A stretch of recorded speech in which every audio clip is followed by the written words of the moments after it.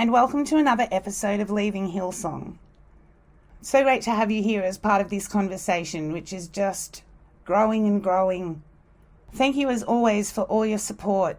Really means a lot, and the feedback from Nathan's episode has been fantastic. We had Gremlins last week, so if you got the first episode, I'm sorry, and if you got the second version, you might have missed an outro which just said that if you have something that you feel you wish to contribute to the conversation about Frank, please feel free to get in touch or contact the police because investigations are still going on. Wanted to do a quick shout out to Ireland. Welcome to the show. Ireland has pushed the USA out of number 2 in our listeners' position this week. So let's turn this into the international sport that it needs to be and represent Leaving Hillsong in your country. So speaking of good sports, I'd like you all to meet Fiona. She's an activist in her own right. She's worked in community radio for a number of years. She's an activist in the LGBT community. So she knows a lot about agitating for change already. And people have been saying, when are you going to interview somebody from a church that sings Hillsong songs, or a church that was influenced by Hillsong or taken over by Hillsong? And it's like, well, we just got here. But Fiona spent a lot of time in the Christian revival centres in Melbourne, and she also spent time in 3 other different yet similar Pentecostal churches. So I'll let her tell you. Okay, so Fiona, you were a pastor in the AOG and you ended up leaving in your late 20s. Tell us a bit more about how you found yourself in that role. Well, it was a long journey. In fact, I have really been in 4 different churches that I would describe as cults. Or my parents, in fact, met in a church called the Ashburton Fellowship here in Melbourne. And, you know, it was the type of church where the offering plate would go around 3 or 4 times until they got the amount they wanted. They actually quite actively split my parents up. So they did a lot because my dad was kind of questioning his Christianity. They were pulling my mum back into the group in quite a strong way. And you know, they just did things like people would give her $50 to help her out as a single parent, and the pastors would come and take it back off her. Yeah, it was, and she, you know, even a TV set that we had, they'd come and take that. These are the stories that my mum take it for the reason of there was the devil. The devil operates through the TV.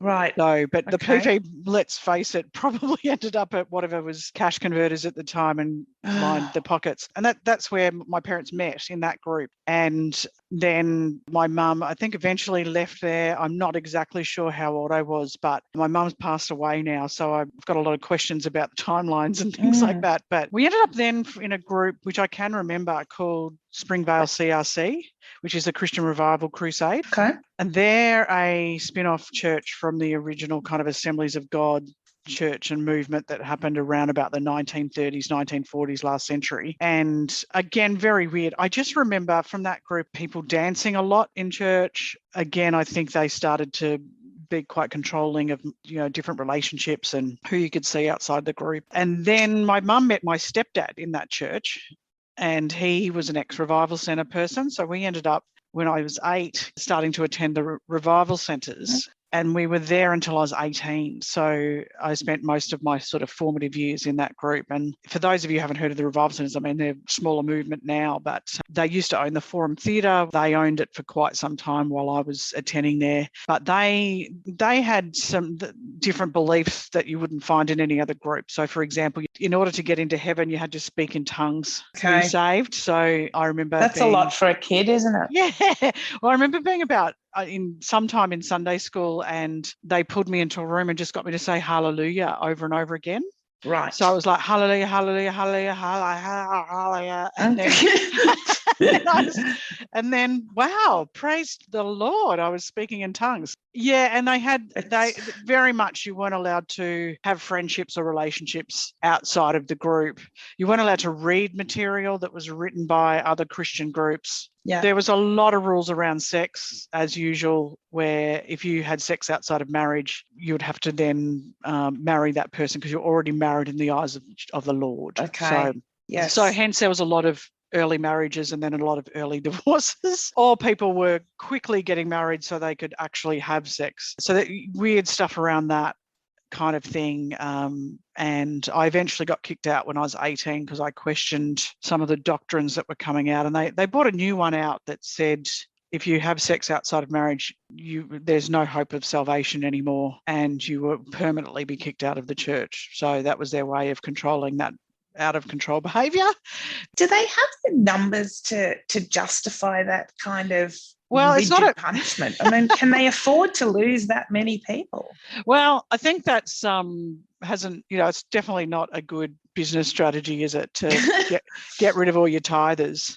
So they're not that big anymore. They're quite a small, obscure group now. There was a point where they just had thousands of people right across the world. Like, we'd have these huge conventions that would happen every year, they'd be at Monash University or convention centres here in Melbourne, and there'd be thousands of people there. It used to be the stock standard at Hills Christian Life Centre and I guess the starts of Hillsong, but when there's hundreds of thousands of people, it's also something that isn't very appealing to confess to, is it? I mean, if you know what the punishment's going to be, why would anybody tell anyone? I'll never get to see my family again, so I won't tell anyone. So, and then that would happen too, kids would not be talking to parents. Brothers and sisters would cut each other off because they believed that they were going to corrupt them in some way. So I challenged that new doctrine, and I actually really researched it, went through, and the church actually split into two. So there was Team A and Team B. So Team A was, yes, that's true, that doctrine's absolutely true. And Team B was like, hang on a minute, that's way too far. So the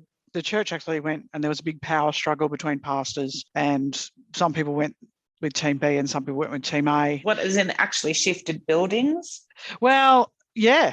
So one group would start hiring a different hall. That happened in Melbourne. And interesting what people split over, isn't it? Yeah. Well, I think some pastors saw it as an opportunity to run the show. That's what happened. And then I went to Team B because I thought this doctrine's not right. Yep. But then that triggered a little splinter in my mind where I thought, oh, hang on a minute, if they're wrong on that, then maybe they're wrong on other things.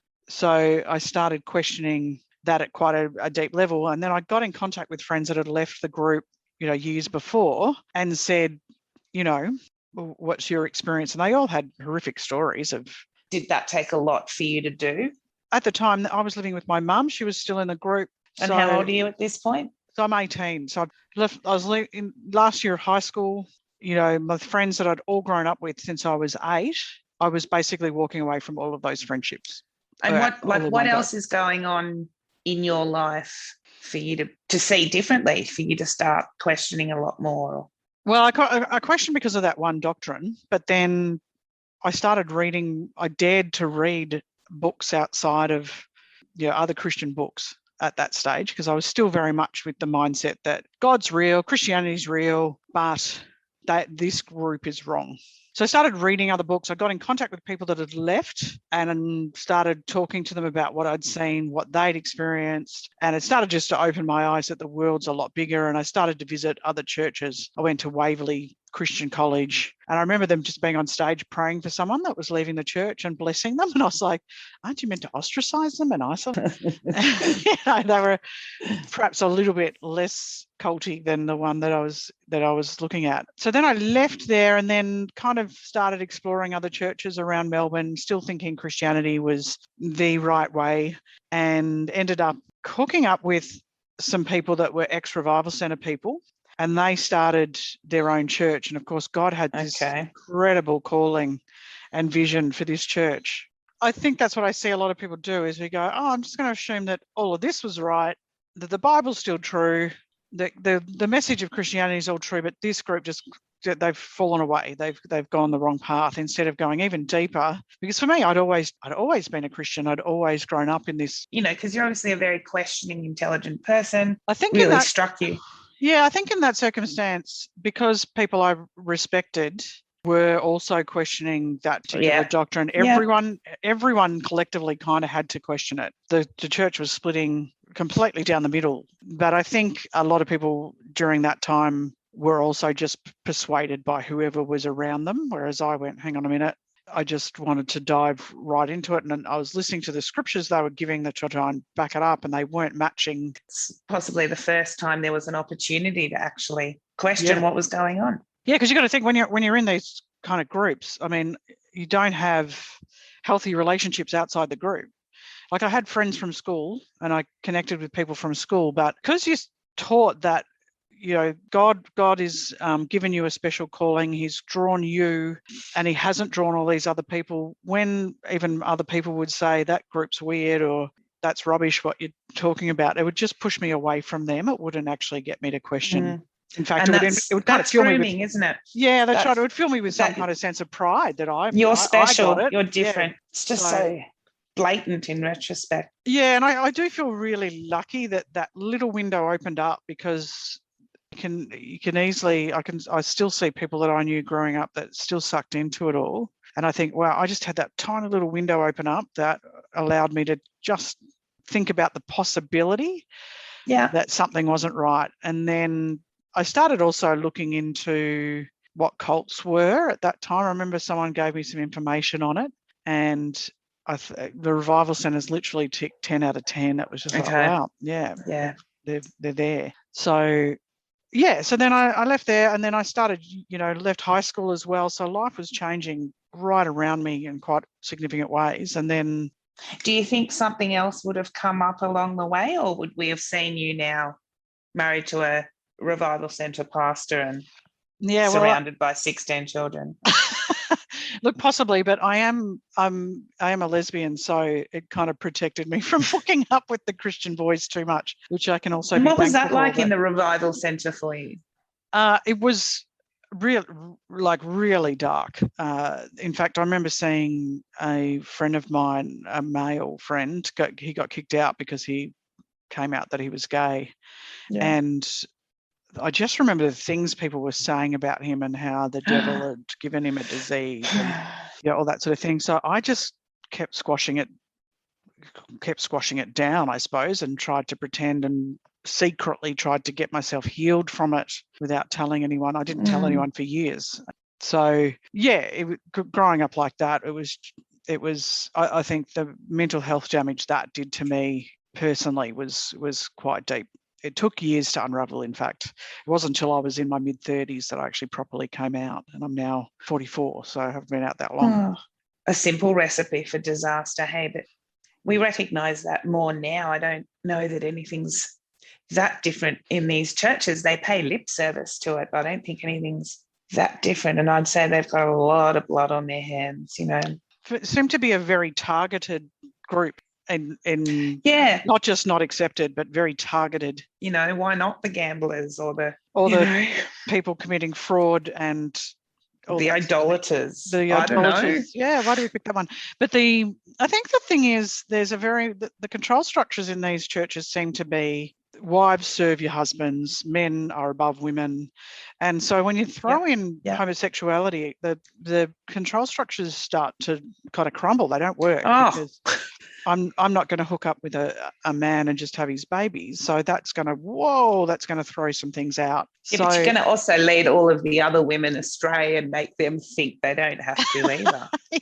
And then, then who's going to iron the shirts? It's just. Yeah, and then, I mean, they're quite blatantly targeting trans people at the moment, quite publicly. So they're not even hiding it. We saw it during the marriage equality plebiscite in Australia. We were getting told that our kids are from the stolen generation, that we're Nazis, that the devil. Who was this from?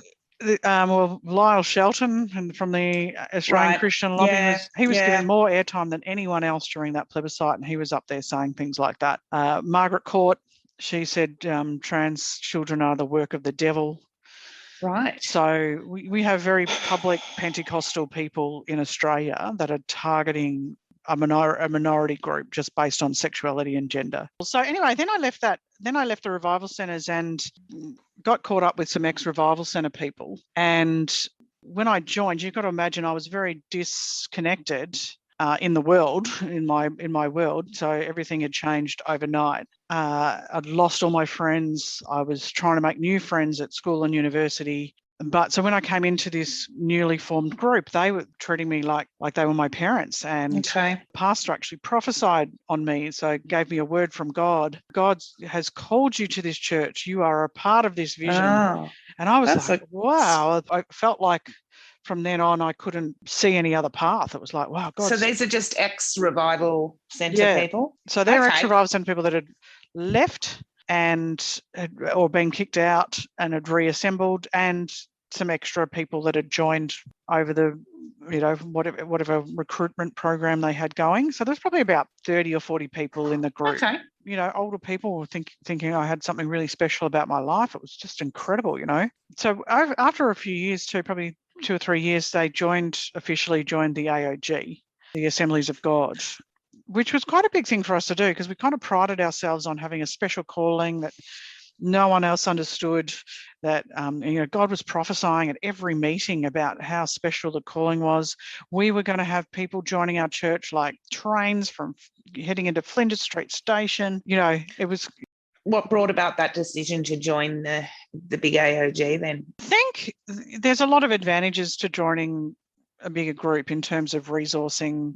I think my pastor was particularly craving a father figure as well. So it helped connect him in with who was a pastor in the revival centres. Okay. His father had died, and I think he was craving that. I think he was the resources of going to conferences and mentorship and that kind of thing, and the network of it too. It's a huge network, thousands of churches across Australia. So, and we trusted him. So we trusted that he was listening to God, that he was praying through these decisions. Yeah. And we followed him. I will never quite understand how I got to this position, but I would have, if someone was pointing a gun at him, I would have stood in front of it. And what you're taught constantly is that the man of God is, God's authority on earth. So God had put them there. So the stakes are incredibly high, Fee. You can't get much higher than that, can you? And we're talking about eternity and salvation, and someone who's hearing directly from God. I think that's a normal response to, an abnormal situation, but it's a rational response. Yeah, and look, part of me was craving that family structure. I was being adored by parental figures. God had put these beautiful, amazing gifts in me that I was going to be used to draw lots of people out of the pits of hell. Make a difference. But not just a difference, like an eternal difference. Like, you're not just doing a good thing for some poor kids down the street. You are saving people from the pits of hell. And, that was alluring. It was like this allure of this special knowledge, this special truth that only we had. And did you ever find that overwhelming, like this kind of drive to help people, to save them from hell? Like, what if you couldn't do enough? What if you couldn't what if you're tired and you want to go home, but what if you've missed out and you missed someone's salvation that you should have talked to it?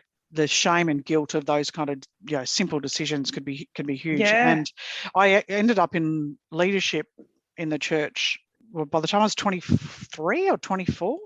So I was running teams of 30 or 40 people at that age. But way beyond what I was actually getting training for or capable of. Like, I was just reading books trying to figure out what I was doing. I was reading the E-Myth and, those kind of books. What were you training them in? What were you running groups? The first thing I did was I managed the events team. So at the meetings, it was the people that gave out communion, welcomed people at the door, the prayer team up the front, the speakers that came in. And then eventually my pastor brought me into his office and said, I want you to build a youth group of 300 kids. So I was like, but we've got 2 teenagers in the church. How am I meant to do that? So I just kind of I grabbed a couple of people that I knew were good with young people and said, let's go and hang out at the skate park and just see if we can meet some kids. And over a couple of months, and then I found a hall that another Assemblies of God church had that had like air hockey tables and pinball machines and basketball and that sort of thing, and launched with 40 kids. A couple of months later, one of the other people from church managed to get some free Maccas and KFC, so we'd give them dinner.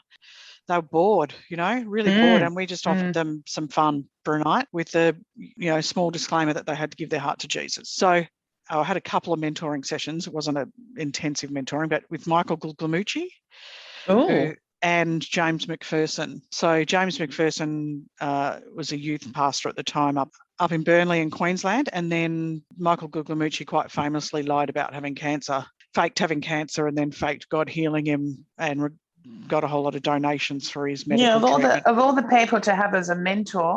Yeah, I know. I wonder what would you learn from him? They both gave me the same advice, actually. I'll never forget this advice because they looked at the kids I had in my youth group. So we're talking, housing estate kids. So they're poor, they're not your church middle class kids that would generally go to a Planet Shakers conference or a Hillsong conference. We're still in contact with these kids. Like we know these, we've built really good relationships with these kids. They're now mid-30s. But anyway, what they both said to me was, you're not going to be able to build a youth group on those kids. And I was like, why? And they both blatantly said to me that they can't tithe and they can't become, they're not going to build your church. They're not going to build your church. No. And they're not going to have money to go to Bible college and all that kind of stuff. You're not going to get any pastors out of them. Wow. That's what they were thinking. Like, so I remember walking away and I actually said to James particularly, I said, well, I am building a youth group on these kids. And to be honest with you, it's one of the only things I'm proud of from that time. And because we still get them writing to us going, you guys made such a big impact on our lives because we liked them. We hung out with them. You're not a human. You're a tithe potential. And in actual fact, it was really successful in a lot of ways. Like we drew kids out of nothing and brought them in, hung out with them every Wednesday night. They came to church. They all gave their heart to Jesus at Youth for Christ conventions. Youth Alive kind of meetings. Yeah, those kind of things. I was 28 when I left that church and I haven't looked back since then. I haven't joined any cults since then. And, Michael Guglielmucci, it all came out that he was lying about cancer. And then, I've watched James McPherson. His Twitter account is just awful. It's slamming minority groups. It's all about the left and the right. And I went to Harvest Bible College for a little bit, for about 6 months. So it was run by Alan Davies, who recently prayed for Scott Morrison at that conference a few weeks ago. But I was only there for about 6 months, and it wasn't a requirement. I was just appointed by the leaders of the church. Or all kinds of people that any pastor might take a liking to. What just then gets to call themselves a pastor and have all those benefits that go with it. Well, yeah, I think from their perspective, they just wanted someone that thought like them, that they could control. And then it ended up there was kind of, because we were called Vision City Church. So we ended up with a vision team. There was a vision team. So there was me. I was a single lady. And then there was two married couples as part of the vision team. But in actual fact, single young people made up kind of 80% of the church, but they were making decisions based on what married couples with kids would want, which was a constant source of frustration. But it ended up, by the last few years, we were going to meetings every night of the week. So, we'd have Sunday. So Sunday was morning meeting church, and then we'd have an evening service at another location. Okay. Saturday night, I had to run the youth group. Friday night, we'd have this massive prayer meeting called Authority Over Atmosphere. Thursday night was worship practice. Wednesday night was cell group. Tuesday night, I had to teach something or other. I think Monday night I might have had off. But it was basically like there was no room to, it was so absorbing that there was just no room to have friends outside of this group. So I started. And what would happen for you if you said, no, I don't want to do cell group at the moment? Or you sometimes people would. So or I would say, look, I'm not comfortable with something. And honestly, I would sometimes get pulled into a room, and all I can describe from these experiences is bullying, like get stripped apart. And I would often come out of those meetings hyperventilating, like complete sort of panic attacks. It was just brutal about how I'm no longer hearing from God. You've strayed away, all that sort of thing. So yes, you could say it, but there was certainly big consequences. And also there was this constant kind of threat of, as the church grows, the leadership might change. In other words, you might not be required anymore. So do you think, because there's been some talk in Hillsong in particular with their Bible college about secrets that these organisations keep about their congregants, where that can keep a lot of people not wanting to change anything or rock any boats because there's secrets on them that the leaders hold. Was that a thing that you experienced as well? Yeah, well, the thing is, there's this weird relationship with that. Like, I remember getting counselling off a couple of pastors early in this group, and at the time, they were the 2 ICs, so they're second in charge. And I told them things, like I came out to them.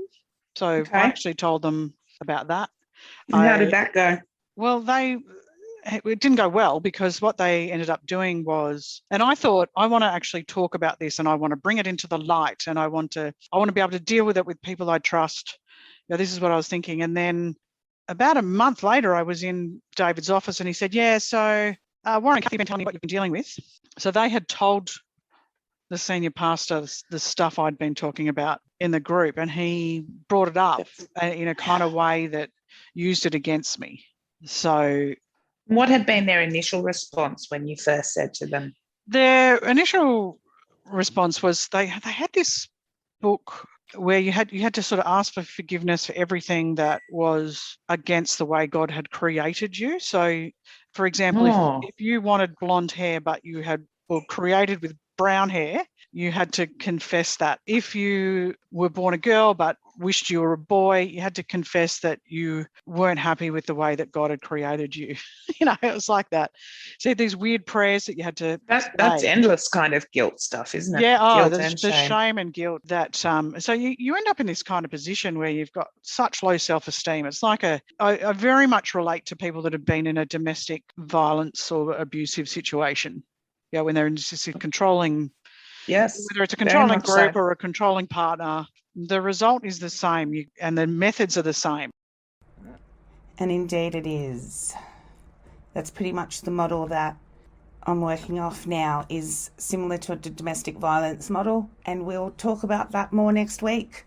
So don't forget to like, follow, subscribe, all those kinds of things wherever you're listening or watching. And don't forget to tune into our new podcast, Reading Hillsong, which is now on most platforms. And we'll talk soon.